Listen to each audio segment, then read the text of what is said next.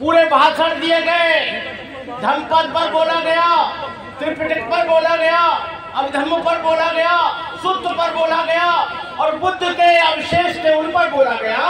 लेकिन आज तक ये हम लोगों के हाथ में ये मैनेजमेंट नहीं आया। क्यों नहीं आया? 1892 से आंदोलन शुरू हुआ और 1992 में ये मूवमेंट चला और 92 से लेकर आज तक नहीं चला। ये लोग आकाश लामा जी, प्रज्ञाशील जी, डॉक्टर धनकीर्ति जी और तमाम आप लोग इस आंदोलन को बड़ी मजबूती से चला रहे हैं। लेकिन मुझे दिखता है यहाँ बैठकर ये आंदोलन सफल नहीं होगा।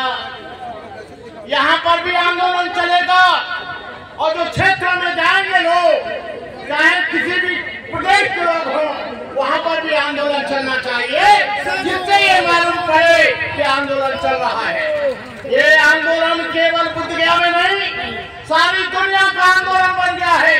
केवल ये आंदोलन बुद्धगया का नहीं, सारी दुनिया का, चाहे महाराष्ट्र हो, उत्तर प्रदेश हो, गुजरात हो, छत्तीसगढ़ हो, झारखंड हो, बिहार हो, उत्तर प्रदेश हो, ये सारी दुनिया में आंदोलन शुरू हो रहा है। ये अभी आप यहाँ से वापस जाएंगे, लेकिन ये आंदोलन बंद नहीं होना चाहिए। थोड़ी थोड़ी टोलियों में, अपने जिलों में, अपने प्रदेश में, अपने ब्लॉक में, अपने जिले में ये आंदोलन चलता रहना चाहिए। ये आंदोलन कोई अब पुराना आंदोलन नहीं है। ये आंदोलन कोई BTCM एक्ट में मेंबर बनने के लिए नहीं है, सेंट्रल गवर्नमेंट में माइनॉरिटी में मेंबर बनने के लिए नहीं है। और जो भी ये आंदोलन को धोखा देगा उसे बहुत बड़ी सजा मिलेगी, क्योंकि ये प्रथम आंदोलन है और अंतिम आंदोलन है। इसके बाद कोई आंदोलन अब नहीं चलेगा। केवल ये आंदोलन मुक्त होगा तब तक चलेगा। ये आंदोलन जब तक मुक्त नहीं होगा। लेकिन किया क्या जाए? हमारे अंदर कुछ लोग ग्रीन स्नेक हैं, घास में ग्रीन स्नेक दिखता नहीं, ऊपर से चीवर पहने हुआ है, लेकिन वो पैसे के लिए और लीडरशिप के लिए इसका विरोध करते हैं। अंदर अंदर इसको काटते हैं, यहाँ पर आते हैं, झंडा लेकर आते हैं, कुछ लोगों की भीड़ लेकर आते हैं। मैं कहना चाहूंगा, सरे राह गद्दार अक्सर मिलेंगे, सरे राह गद्दार अक्सर मिलेंगे, तहे आस्तीन के खंजर मिलेंगे, बहुत उसको ऐसे भी राहबर मिलेंगे जिन्हें सिर्फ याद रास्ता बुलाना, मुसाफिर कहीं राह मत भूल जाना।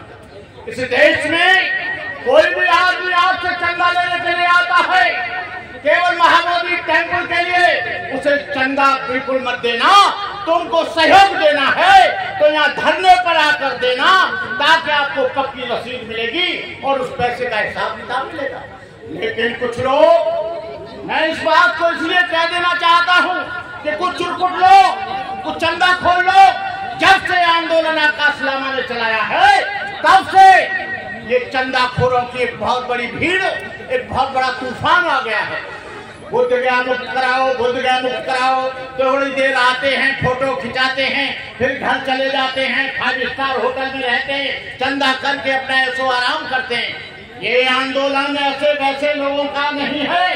ये लोग जो भंते लोग ये चला रहे हैं आंदोलन, और आप जो इतनी दूर से आए इस आंदोलन चलाने के लिए, हम आपको साधुवाद देते हैं, हम आपको धन्यवाद देते हैं, हम आपको आशीर्वाद देते हैं इस पूर्णिमा के उपलक्ष्य में। और ये आंदोलन ना किसी SDM से डरता है, ना किसी DM से डरता है, न मोदी से डरता है, न नीतीश से डरता है।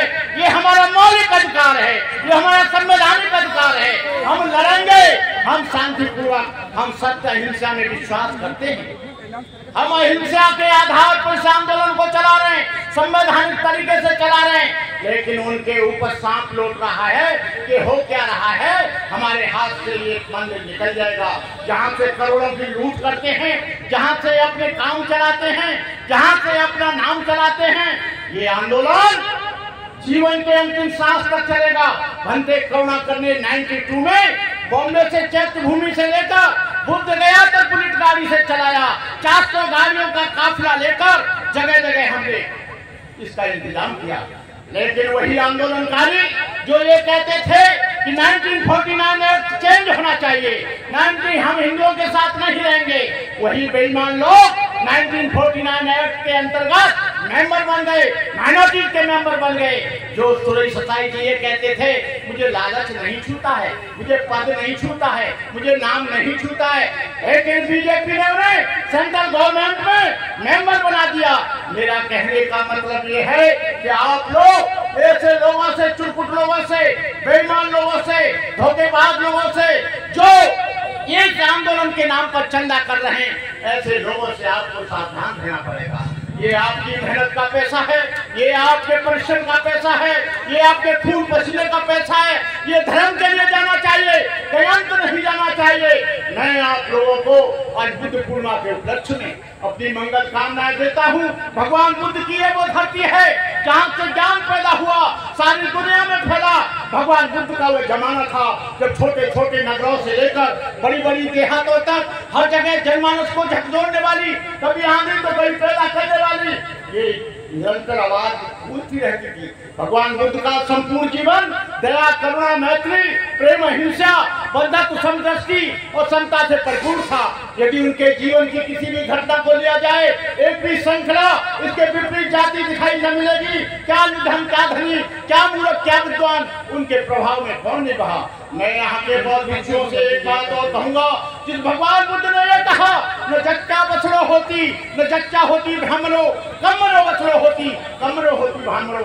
कोई जाति से ऊंचा नहीं होता, जन्म से ऊंचा नहीं होता, कर्म से ऊंचा होता है। लेकिन आज मैं देख रहा हूँ ये महार बौद्ध है, ये चमार बौद्ध है, ये काशी बौद्ध है, ये पासी बौद्ध है, ये चकमा बौद्ध है, ये बरुआ बौद्ध है। भगवान बुद्ध ने सारी जातियों को बंधन को तोड़ा था कि सारे लोग एक हो जाओ।